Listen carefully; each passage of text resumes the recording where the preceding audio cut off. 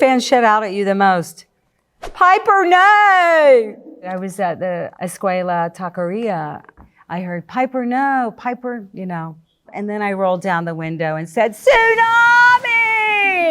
I'm Parker Posey, and I'm going to take 10 with Deadline.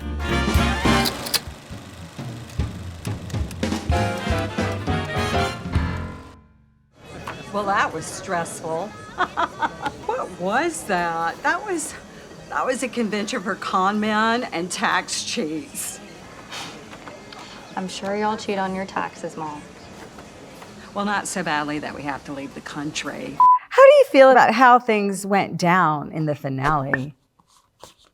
Oh, that's a loaded question. I'm glad it wasn't me.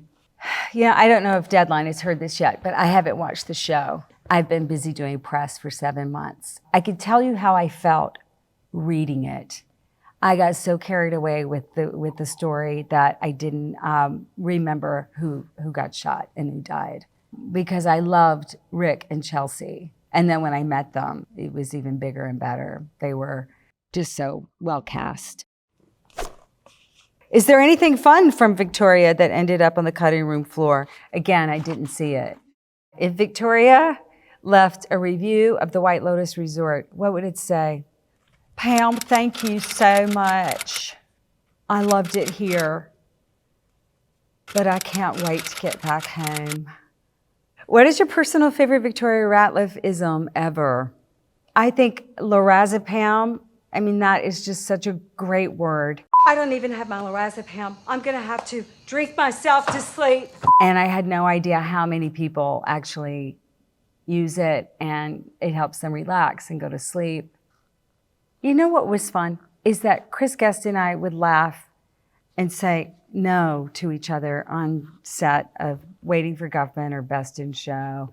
You go, no, no. And then on White Lotus, since Victoria favored all the boys, right? Anytime we would add in Piper, no, no, Piper, no. You play this woman who has, shall we say, quite the pronounced accent. Yeah, that was wild to do the Today Show and, get pulled out of bed really early, get into the works, not have my glasses on.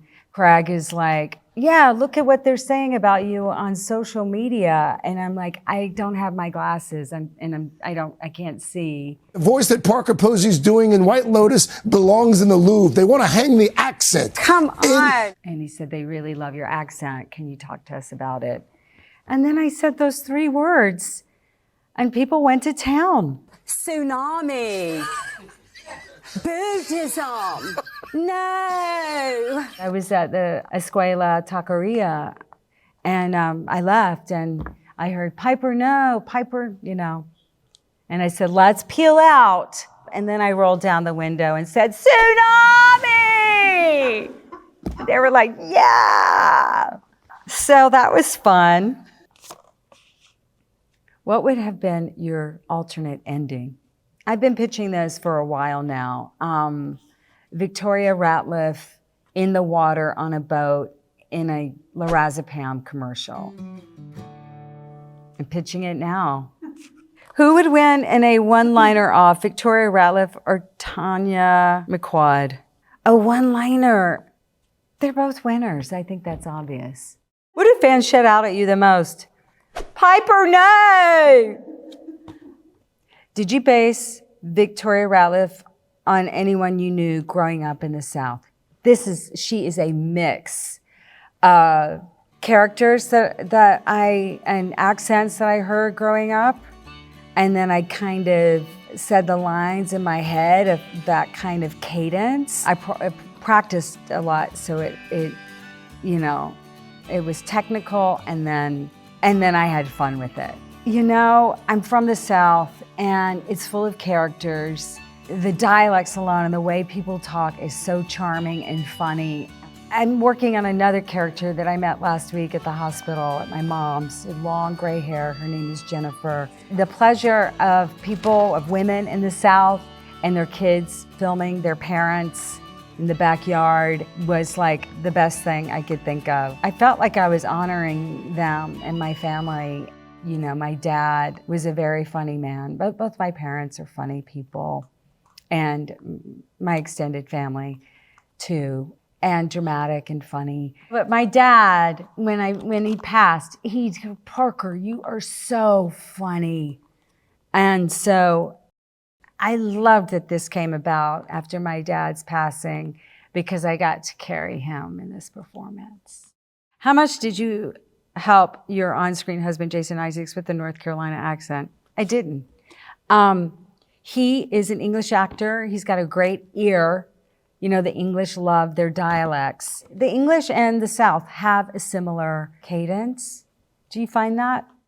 What is the hardest accent you've ever acted? I don't do. I think. I guess I'm tapping out. I did a play called the Country Wife in college, restoration comedy. That wasn't hard though. That was just fun. But I'd love to do like an English part or a Boston. Pack the car.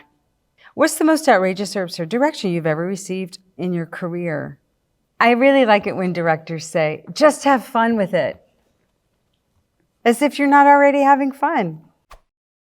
You went to Jennifer Coolidge's Halloween party as Cinderella. That's true. What's your advice for someone going as Victoria this year? You know, there's so many looks. My advice is just to go for it. Have fun with it. What's your favorite role you've ever played and why? You know, this is a time to bring up one of my friends, Zoe Cassavetes, in a role that I played in a movie called Broken English. Her name was Nora, a movie about a woman.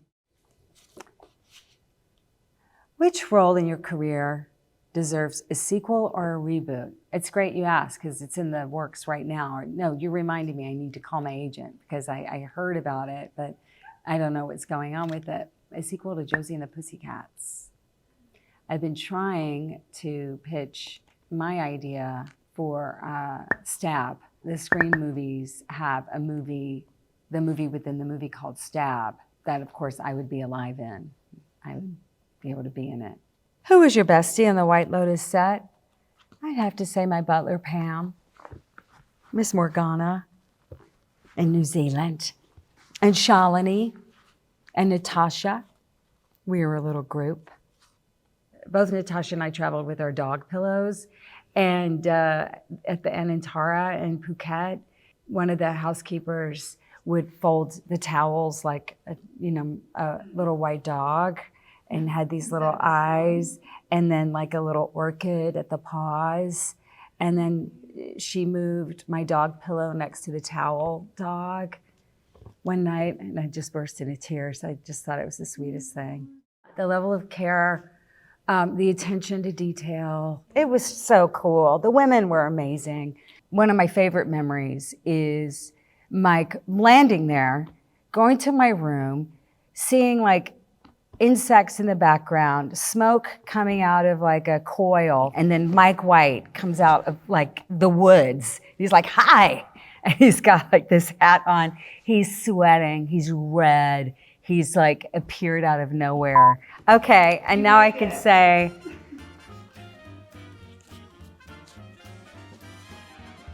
goodbye.